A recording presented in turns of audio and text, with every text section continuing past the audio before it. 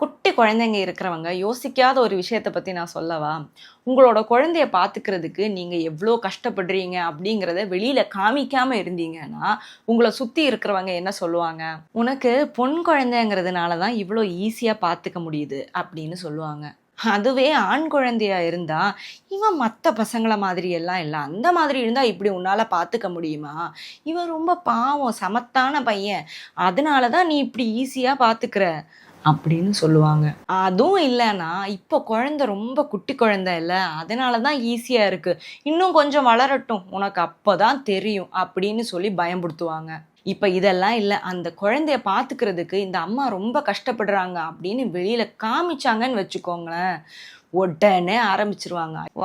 அவளுக்கு குழந்தைய நல்லா பார்த்துக்கவும் தெரியாது, பார்த்துக்கவும் மாட்டா. எல்லாத்துக்கும் ஹெல்ப் வேணும் அப்படின்னு ஒரே நிமிஷத்துல இவங்க நல்ல அம்மா இல்ல அப்படின்னு சீல வச்சுருவாங்க. ஆனா நான் ஒண்ணு சொல்லவா? இந்த மாதிரி ஜட்ஜ் பண்றவங்க கையில குழந்தைய குடுத்துட்டு, ஒரு 24 ஹார்ஸ் குழந்தைய பார்த்துக்கிறீங்களா? அப்படின்னு கேட்டு பாருங்க. சோலி முடிஞ்சிச்சு.